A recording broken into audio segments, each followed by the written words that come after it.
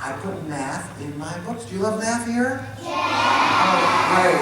I'm glad that the kids at Bauer School also love math. And do you love science? Yeah. I love math, I love science, I love books. I put them all together. I write books about math and science. And this was my first book. Have you ever seen this book? Yeah. I'm wondering if I can put this on my, on my belt. Is that possible? Yeah, but I can clip that up here if this will go into the belt, but it won't suit me. 1 second. Yes, that's right. There we go. There we go. Okay, that's better. Okay, so, whoops, what happened there? How did we get all the way up there? Better go back to where we were here. Okay, we were looking at this one. This is my book called How Much Is a... Yeah, right. Do you know this book? Yeah. Great. So you know that How Much Is a Million is a book about big what? Numbers. Big numbers. Numbers like million. That's a pretty big number, don't you think? Yeah. But How Much Is a Million also has a number way bigger than a million. It's the same as 1,000 million, and it is called a billion. And then, How Much Is a Million also has a number that's the same as 1,000 billion, and that one is called a trillion. So this is a book about million and billion and trillion. Are these pretty big numbers? You bet. You know, sometimes kids ask me, how come I wrote my first book about big numbers?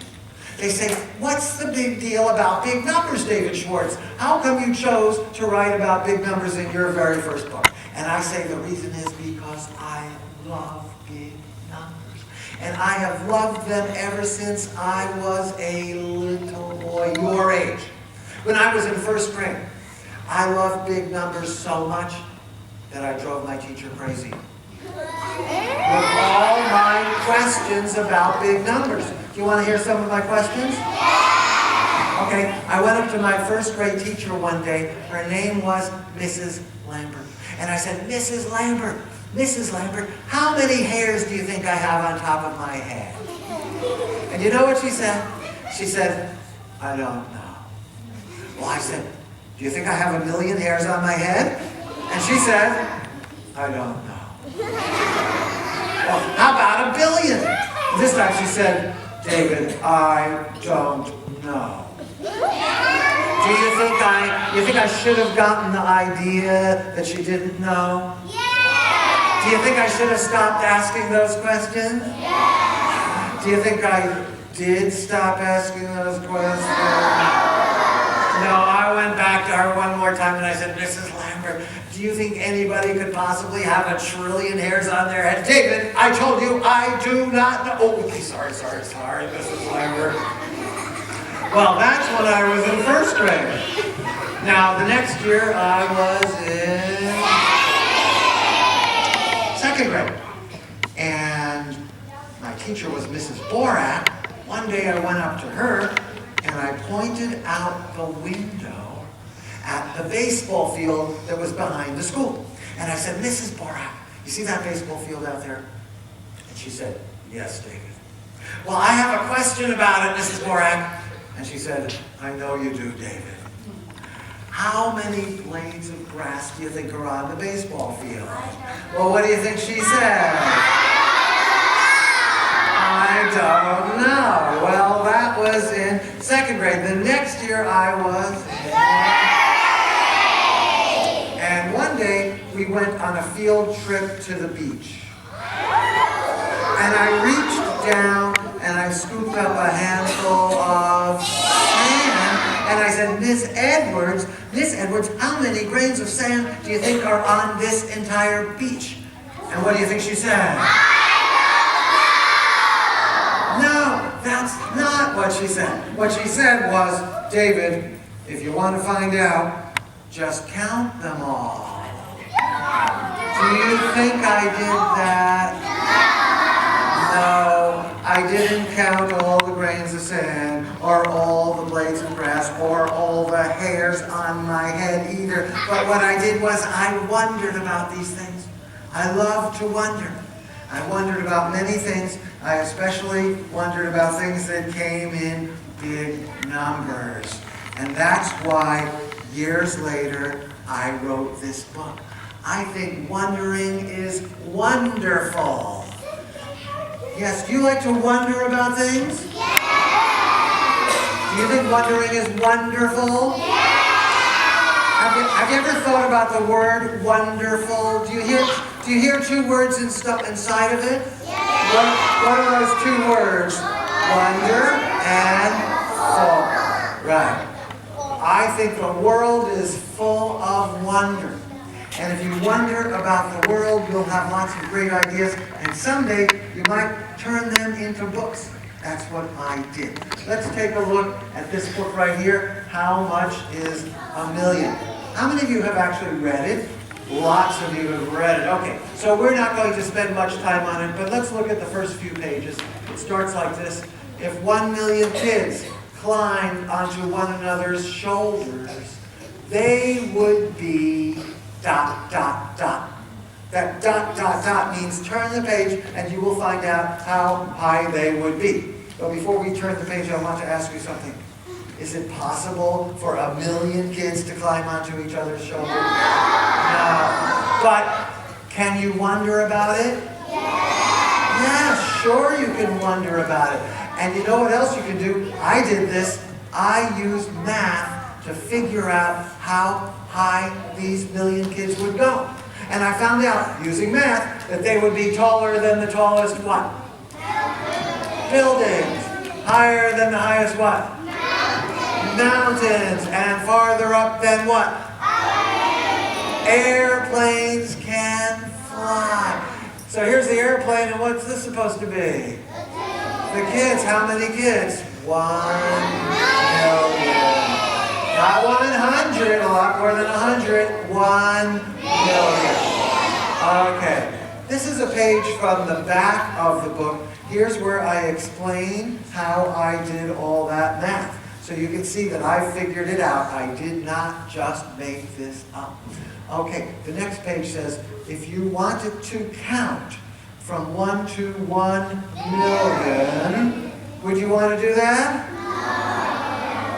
Well, I don't think I really want to count that high. That would take too long. But I wondered how long it would take. And so again, using math, I found out, I estimated, it would take you about 23 days. And here the kids are marking the days on what? What's that? A calendar. Yeah. Do you have a calendar in your classroom? Yeah! Even if you don't count to 1 million, do you think you could mark off 23 days? Yeah! Sure, you can look at your calendar and count ahead 23 days from today's date. Today is March 13th. You can start then and count 23 days and find out what the date will be 23 days from today. And you can circle that date. And when we get to that date, you can say, oh yeah, 23 days ago, David Schwartz came to Bowers. And if we had started counting, we'd finally be up to a million. All right, just one more.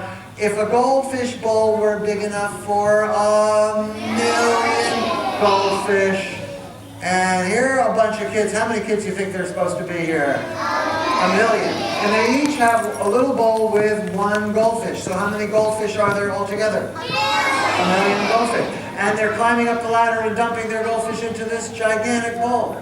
So the bowl will have 1 million goldfish. I wondered how big would that goldfish bowl have to be for 1 million goldfish. So I did some math and I found out it would be large enough to hold a whale. And there is the whale in the bowl. I love that picture except for one thing. I do hope the whale gets set free. It does not want to be in a goldfish bowl, even a big goldfish bowl. Where does it belong? In the ocean. Okay, before we go on, I want to show you a picture of me. And this picture was made by a boy your age. He came up to me at a school I visited, and after I talked to all the kids, he said, "Mr. Schwartz, I drew a picture of you." I said, "Oh, that's nice. Can I see it?" And he said, "No." I said, "No, why not?" He said, "Well, it's not a picture of what you look like now. It's a picture of what you looked like when you were my age." I said, "Oh, okay. I don't mind, but how do you know what I looked like when I was in first grade like you?" And he said, "I think I know, because you told us how you loved numbers and you loved to wonder, so I think you probably looked like this." What do you think? Do you think I really looked like that? No, I didn't look like that. You want to see what I really look like? I really look like this. Do I look like a happy boy? You know why? Look what's in my hands. I love ice cream sandwiches. I still love ice cream sandwiches. There's another picture of me. I'm wearing the same shirt as today. This picture was taken a month ago. I was still happy to have an ice cream sandwich. Anyway, back to this picture. I said to that boy, I said, "I understand why you put all those numbers everywhere, but I don't understand about the eyes." What did he put in my eyes? What's that symbol? It symbolizes money. It's called a dollar sign. I said, "Why did you put dollar signs in my eyes?" And he said, "Because you wrote a book about money, didn't you?" And he's right. It's right here. It's called If You Made a Million. And the kids in this book earn money. They start out earning just a little bit of penny. Then they earn a nickel. And then a dime. They keep earning more and more, and they learn about the math of money. Do you use math when you use money? Yeah. I sure hope so. If you don't, you might make some mistakes that will cost you money. Let's take a look at an example. Here we have on the left 3 what? What are these? What coin is that? Those are dimes. Some of you got that. Those are dimes, yeah. And a dime is worth how many cents? You need to read the book. A dime is worth 10 cents, right. Now on the right, we have these. These are called nickels. And a nickel is worth how much? 5 cents. So here's my question. What would you rather have? 3 dimes or 4 nickels? A lot of you think 4 nickels would be better because 4 is more than 3. Right? 4 is more than 3. Some of you think 3 dimes would be better. Let's use some math. Let's find out how much they are worth.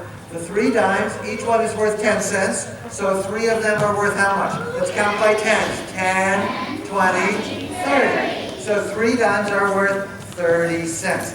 On the right, 4 nickels. They're each worth 5 cents.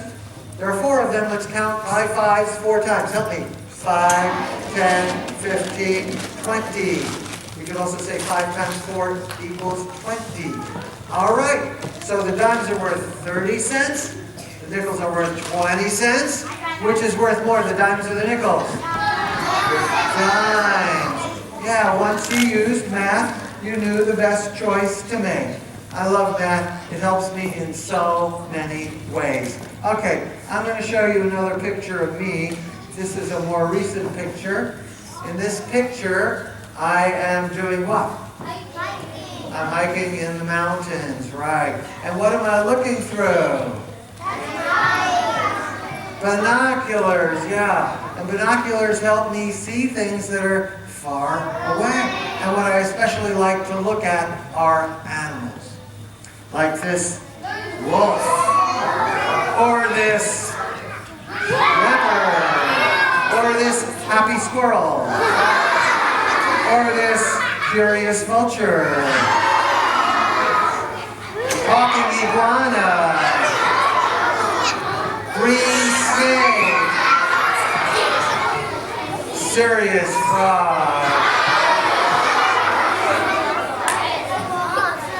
Now check out this animal. Whoa. Is that an animal? It's a person, but are people animals? Yes, people are animals. Okay, but now this is a man, and he uses a camera, so we call him what? What's the word? Do you know? A photographer. He's a photographer. Yeah, and he loves to take pictures of animals, especially little animals like this bug. And when he takes a picture of the bug, you can really see what it looks like. Now, back to him. His name is Dwight Booth, and he takes pictures for a lot of books that I write. We do books together. He takes pictures and I write the words. But before I write the words for my books, I have to learn a lot. Have you ever heard the word research? Yeah. When you look up things, when you learn about things, yeah, I have to do a lot of research to learn the facts that go into my books. What's a great place to go to do research? Yeah, I spend a lot of time in libraries doing research for my books. I do research in other places too. Sometimes I do research outdoors. It looks like I'm eating a tree, doesn't it? I did not eat the tree. Here's the person, the animal that ate the tree. What's that? The beaver ate the tree. But when I saw the tree chewed by the beaver, I asked myself, how does a beaver do that? So to do research, I went to see a man who knows a lot about beavers. He's a scientist, he studies beavers. And he showed me the skull of a beaver. And I saw in the skull its front teeth and how long and sharp they are. Then I understood how it could chew through wood. And he also showed me the teeth inside a living beaver. Yeah. And he told me that the beaver's teeth keep on growing throughout its entire life. So I knew that the beaver has to keep on wearing its teeth down by eating wood. That's why a beaver eats wood, and it uses that wood in lots of ways, like to build dams. Okay, we're going to put these pictures away. I'm going to show you some of my nature books. Books I've written about animals. This one is called Look Once, Look Again at Animal Eyes. Whose eyes are on the cover? It's a lizard. Yeah, it's called a gecko. And this one is called Look Once, Look Again at Animal Feet. Whose feet are these? Caterpillar. And here's Look Once, Look Again in a tree. What's that in the tree? Squirrel. Look once, look again at the seashore. You know what that is, right? Okay. So we're going to look at some of these up on the screen. Now tell me something. If a book is called Look Once, Look Again, how many times do you think you get to look at things? Twice. 2 times. Good. The first time, you don't see the whole animal. You just see part of it up close, and you have to figure out what it is. So let's take a look. This is the first book one of the books I showed you. This is called Look Once, Look Again at Animal Feet. And now I'm going to show you the first page where you'll see part of an animal. And here's the rule we will have. Even if you know the animal, I want you to wait before you say anything. Wait until I read the words. Because the words will also give you hints about the animals. And sometimes if you don't listen to the words, you won't get it right. You need to hear the words also. Okay? So after I'm finished reading the words, if you want to, you can call out the animal. Here it says, is this leg hairy enough for you? If not, there are 7 more hairy legs where this one came from. What do you think it is? What kind of spider? Let's turn the page. Are you right? Is it a tarantula? Good job. How many legs does a tarantula have? Now you know that I love numbers. I told you I love numbers. And I find numbers everywhere. I certainly find numbers when I talk about animals. You know, I hear some people who are talking to each other now while I'm trying to talk. So I need to stop and wait for them. Teachers, maybe you can help me with that. That's a lot better. Thank you. It's really hard for me. So let's write some numbers. We'll write an equation. Here we have 1 foot, and I said there are 7 more where this one leg. I said there are 7 more where this one came from. Let's write an equation for that. 1, what does it say? Plus 7 equals question mark.